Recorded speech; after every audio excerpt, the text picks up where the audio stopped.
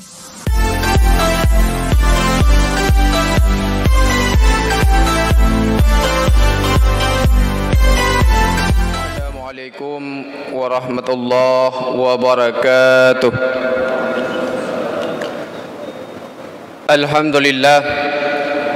Alhamdulillahilladzi khalaqal insana fi ahsani taqwim. Allahumma salli ala sayyidina Muhammadin wa ala alihi wa sahbihi ajma'in. Allahumma ij'alna hadza jam'an marhuma wa tafarruqana min ba'dihi tafarruqan ma'suma. Sadaqallahul azim wa sadaqar rasuluhun nabiyul karim.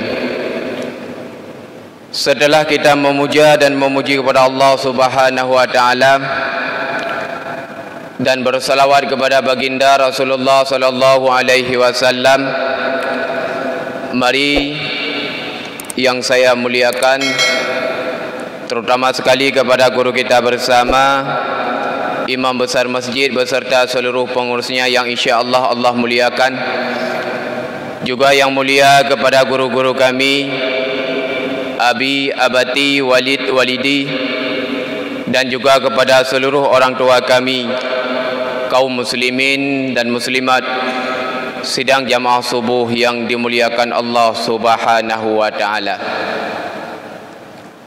Tanpa terasa kita sedang berada di dalam suasana bulan Muharram, di mana bulan Muharram merupakan satu bulan yang pertama daripada bulan Hijriyah, di mana di dalam bulan Muharram terdapat peristiwa keagungan yang terjadi di dalam bulan Muharram tersebut.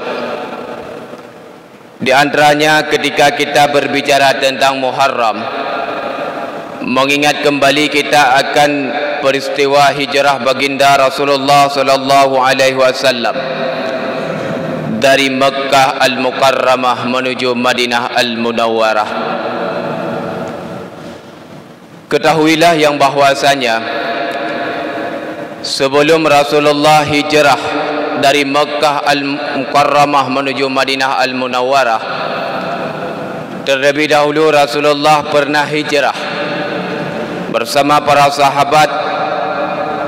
Di antaranya yang pertama ke negeri Ethiopia, yaitu negeri Habsyah, pada tahun 5 kenabian, di mana Rasulullah sallallahu alaihi wasallam memerintahkan kepada para sahabat. Di antaranya ada 15 orang sahabat, 11 orang terdiri daripada kaum laki-laki dan 4 orang terdiri daripada kaum perempuan. Mereka diperintahkan oleh baginda Rasulullah hijrah dari Mekah menuju Habsyah, yaitu negara Ethiopia, untuk mencari posisi aman, yaitu mereka sedang diserang oleh kafir Quraisy yang ada di negeri Mekah, di mana mereka untuk menyelamatkan identitas mereka, iman mereka, akhlak mereka, sehingga mereka berangkat hijrah dari Mekkah Al-Mukarramah menuju Habsyah, yaitu negara Ethiopia yang berada di benua Afrika. Di tengah kegelapan malam, mereka berangkat bukan dengan onta, tapi mereka berangkat dengan perahu karena harus menyeberang lautan. Setelah mereka tiba di negara Ethiopia, mereka disambut dengan penuh kesopanan, mereka disambut dengan penuh persaudaraan, sehingga mereka betah di negara Ethiopia tersebut, yang pada waktu itu dalam riwayat mencetus raja yang bernama di negara Ethiopia bernama Raja Nishami. Maka pada waktu itu sebanyak 15 orang sahabat Rasul, di antaranya Utsman bin Affan dan istrinya Ruqayyah, anak baginda Rasulullah sallallahu alaihi wasallam, berada selama 3 bulan di negara Ethiopia. Kemudian mereka kembali, yaitu ke negeri Mekkah Al-Mukarramah. Ternyata ketika mereka kembali ke negeri Mekah Al-Mukarramah, ternyata belum ada aman. Belum aman, mentang diserang oleh kafir Quraisy. Kemudian Rasulullah memerintahkan kepada mereka lagi untuk hijrah yang kedua, yaitu ke negeri Habsyah Ethiopia, sebanyak 80 orang. Watai pun gejak 15 dera urang, kemudian gejak yang kedua 80 dera urang. Kemudian mereka berada di sana sehingga mereka mensyiarkan agama Allah, mensyiarkan syariat, menegakkan agama Allah di yang namanya negara Ethiopia yang berada di benua Afrika. Itu hijrah yang pertama. Hijrah yang kedua, Rasulullah sebelum hijrah ke Madinah, pernah Rasulullah hijrah dari Mekah menuju Taif, di mana ketika itu Rasulullah bersama Zaid bin Harisah. Ketika beliau berada di negeri Taif, ketika mensyiarkan agama Allah, menegakkan kalimat tauhid, orang-orang yang ada di negeri Taif pada waktu itu mencaci maki, menghina dan melempar akan baginda Rasulullah sallallahu alaihi wasallam. Begitu berat perjuangan Rasulullah di dalam mensyiarkan agama Allah. Begitu berat pengorbanan Rasulullah dalam menegakkan agama Allah, sehingga berdarahlah kaki baginda Rasulullah. Kemudian Rasulullah bersama Zaid bin Harisah menuju kebun Utbah bin Rabi'ah yang tidak jauh daripada negeri Taif untuk berlindung, untuk menjadi posisi aman. Pada waktu itu turunlah malaikat Jibril bersama malaikat penjaga gunung. Bejak Pak Nabi katanya seraya agakun, wahai Muhammad, tabi izin legata longcok dua buah gunung yang nak di negara Mekah, yaitu gunung Abu Qubais, yang kedua gunung Kainaan, untuk saya lempar ke negeri Taif supaya musnah dubina masyarakat ataupun kaum yang ada di negeri Taif. Rasulullah melarang. Pokoknya na perintah daripada Allah, hana menyahana baik. Orangnya wajar dihina lun, dicaci lun, dimaki lun karena mereka tidak mengetahui siapa diriku. Seandainya mereka mengetahui diriku, tentu mereka tidak akan mencaciku dan menghinaku, apalagi melempariku dengan batu. Maka Rasul berdoa, di antaranya memohon petunjuk, meminta petunjuk kepada Allah, semoga kaum yang ada di negeri Taif diberi hidayah oleh Allah dan masuk dalam agama Islam. Itu hijrah yang kedua. Adapun hijrah yang ketiga, yaitu hijrah Rasulullah bersama para sahabat dari Mekah Al-Mukarramah menuju Madinah Al-Munawwarah. Maka kaum yang ikut bersama Nabi dinamakan kaum Muhajirin. Mereka ketika berada di negeri Madinah, mereka pun disambut dengan kesopanan, mereka disambut dengan baik. Maka daripada ibrah peristiwa hijrah Rasulullah sallallahu alaihi wasallam, dapat kita ambil hikmah di antaranya, yaitu dengan datangnya bulan Muharram, mari senantiasa kita mempererat ukhuwah, mempererat persaudaraan.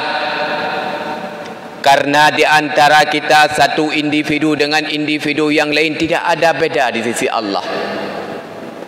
Kaya dengan miskin di sisi Allah sama, punya jabatan ataupun tidak di sisi Allah sama. Mari kita bersatu, jangan kita bercerai-berai. Di mana dalam Al-Quran surat Ali Imran Allah berfirman, wa'tasimu bihablillahi jami'a wa la tafarraqu. Maka berpegang teguhlah pada agama Allah, jangan bercerai-berai. Karena ketika kita bersatu, ketika kita berpegang teguh, tidak bercerai-berai, maka apapun yang akan kita laksanakan, apapun yang akan kita lakukan, pasti akan terwujud. Bukankah Rasulullah sallallahu alaihi wasallam pernah bersabda dalam sebuah hadis, al-mu'minu lil mu'mini kal bunyani. Antara satu mukmin dengan mukmin yang lain bagaikan satu bangunan. Yashuddu ba'duhu ba'dan, maka saling menguatkan antara sebagian dengan bagian yang lain. Artinya ketika kita bersatu, ketika kita tidak bercerai-berai, maka kita akan mampu melakukan apa yang kita harapkan. Bahkan tutu cunda mampu menahan beban yang berat. Mobil lalu lalang, sepeda motor lalu lalang, tapi yang namanya tutu tersebut tidak pernah runtuh karena mereka bersatu antara pasir, semen dan lain sebagainya. Begitulah Rasulullah menegaskan kepada kita agar kita bersatu di dalam mensyiarkan agama Allah, agar kita bersatu di dalam menegakkan kalimah Allah, agar kita bersatu di dalam mencari ridha Allah. Jangan kita bercerai-berai.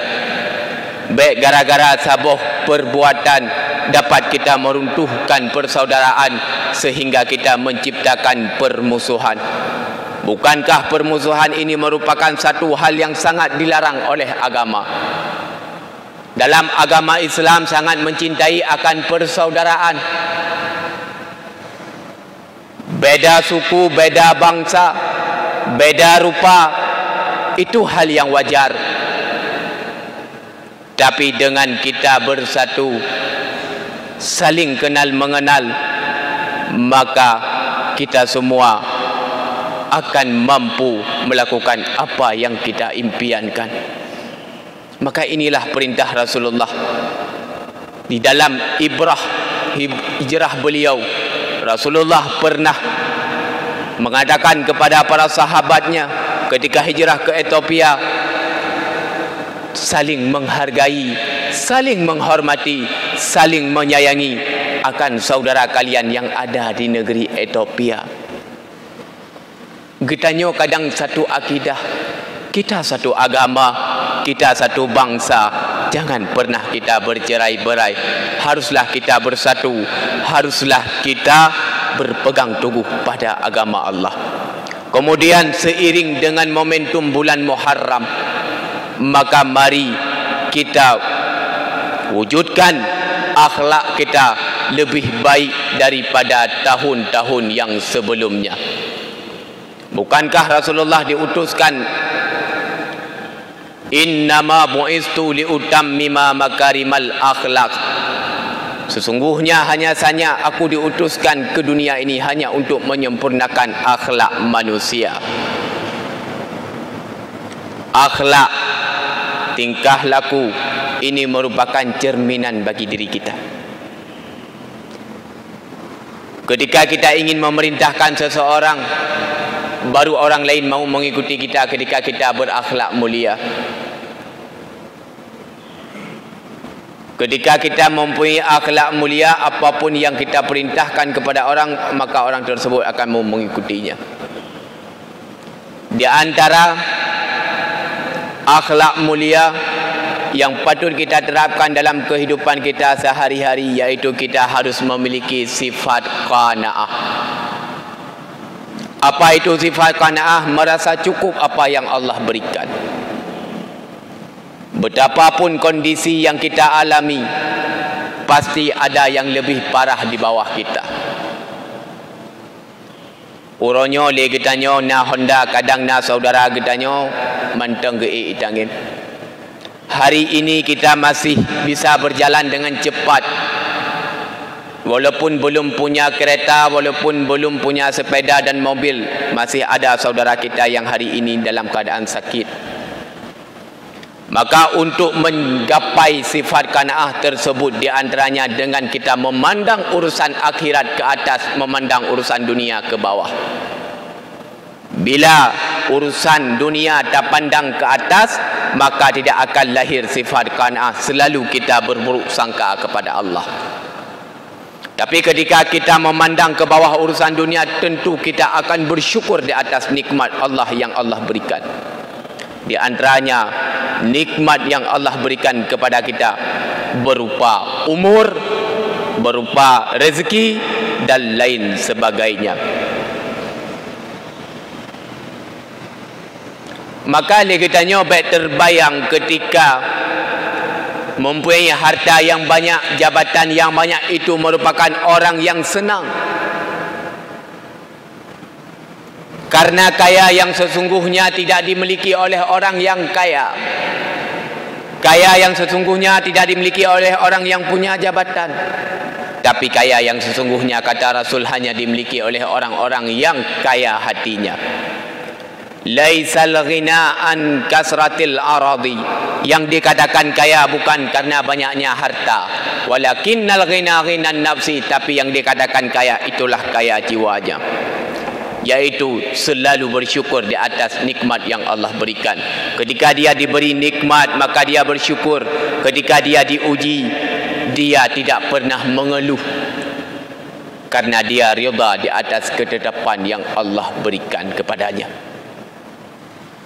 Maka ketika kita rida di atas pemberian Allah, maka kemanapun kita pergi, dimanapun kita berada, kita selalu bersyukur di atas pemberian Allah tersebut. Kita tidak akan pernah berburuk sangka kepada Allah, karena apapun yang Allah berikan kepada kita, inilah yang terbaik bagi kita. Mana buktinya? Ini menjadi sebuah cerita inspirasi bagi kita semua. Seorang menteri dengan seorang raja. Seorang menteri ketika ada musibah, selalu beliau berkata, al khairu khiratullah. Yang terbaik itu pilihan daripada Allah. Suatu ketika raja mengalami musibah, jari tangannya putus. Maka dia minta solusi kepada yang namanya menteri. Apa jawab menteri? Al khairu khairatullah. Yang terbaik itu pilihan Allah. Marahlah raja. Watailah ke solusinya jawaban. Kena ujak baubat, tapi ipegah yang terbaik adalah pilihan daripada Allah. Maka bawatenya perintahlah pada pengawalnya untuk penjara menteri tersebut. Ketika penjara menterinya, tetap menterinya berkata di mulutnya, al khairu khiratullah. Yang terbaik itu pilihan Allah. Mutamah bengih raja. Tak penjara mentang cikun al khairu khiratullah. Kaka pertama dalam penjara. Ternyata suatu ketika seorang raja berburu bersama bawahannya, bersama anggotanya. Ternyata bakwatenya ketika mereka berburu, ternyata ada kelompok yang menangkap mereka dan membunuh mereka untuk dikasih kepada dewa-dewanya. Ternyata raja tidak jadi diambil, ditangkap. Mengapa? Karena raja mempunyai jari yang putus, dianggap cacat. Maka dianggap cacat, hanya ada hijau. Ubina pengawal-pengawal lain mandum hijau.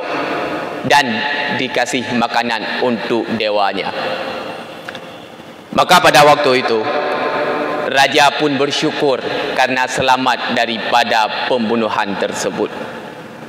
Ketika raja kembali menghadap menteri, apa yang engkau katakan ternyata benar. Yang terbaik itu adalah pilihan daripada Allah. Yang membuat saya heran, kenapa ketika saya penjara dirimu, kamu menjawab al khairu khiratullah. Yang terbaik itu pilihan Allah. Apa jawab menteri tersebut? Seandainya saya tidak dipenjara, mungkin saya pun sudah mati. Mengapa? Karena saya tidak cacat, pasti ikut berperang. Artinya ketika saya dipenjara, saya tidak jadi ikut berperang, tidak jadi ikut berburu, maka saya pun selamat dan raja pun selamat. Inilah menjadi cerita motivasi dalam kehidupan kita. Artinya setiap yang Allah berikan, inilah yang terbaik bagi kita.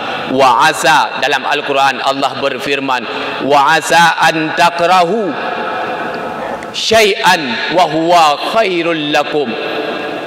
Manakala yang kita benci, itu amat baik bagi kita. Wa asa an tuhibbu syai'an wa huwa syarrul lakum. Adapun kadangkala yang kita rida, yang kita cintai itu amat buruk bagi kita. Wallahu ya'lamu wa antum la ta'lamun. Bahasanya Allah Maha mengetahui sedangkan kita tidak mengetahui. Maka mari melalui momentum Muharram ini, mari kita arahkan akhlak kita lebih baik daripada tahun yang sebelumnya. Di antaranya akhlak kita harus berperilaku akhlak sebagaimana yang pernah dilakukan oleh baginda Rasulullah sallallahu alaihi wasallam. Di antaranya kita memiliki sifat jujur, qanaah, dermawan dan akhlak-akhlak yang baik lainnya. Kemudian yang terakhir, dengan memperingati ataupun datangnya momentum bulan Muharram ini, setidaknya umur kita sudah bertambah secara adat, umur kita secara hakikat sudah berkurang. Artinya mari senantiasa kita perbanyak ibadah dan kebaikan kepada Allah, senantiasa kita bermuhasabah dan bertaubat kepada Allah dengan taubatan nasuha. Karena dari hari ke hari, bulan ke bulan, tahun ke tahun, umur kita makin dekat dengan alam barzakh. Jangan sampai ketika kita kembali kepada Allah yang kita bawa berupa dosa, tapi usahakan kita di dunia ini sebagai tempat untuk menanam kebaikan yang akan kita panen di akhirat kelak. Dan ketika kita kembali kepada Allah suatu masa, yang kita bawa adalah kebaikan demi kebaikan, ibadah demi ibadah. Dan hendaknya semua ibadah dan kebaikan yang kita lakukan di dunia ini harus didasari oleh ilmu agama, supaya ibadah dan kebaikan kita ada makna dan arti di sisi Allah Subhanahu wa taala.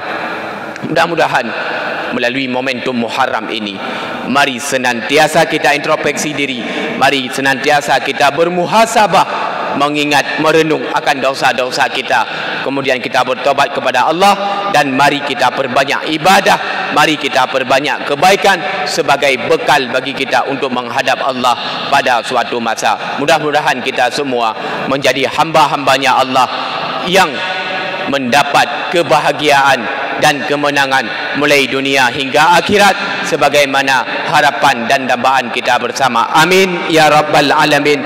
Demikianlah barangkali yang dapat saya sampaikan dalam waktu yang singkat ini. Mudah-mudahan menjadi renungan, pelajaran serta ilmu tambahan bagi kita bersama. Terima kasih di atas segala perhatian. Mohon maaf di atas segala kesilapan, kejanggalan dan serba kekurangan lainnya. Wabillahi taufik wal hidayah. Assalamualaikum warahmatullahi wabarakatuh.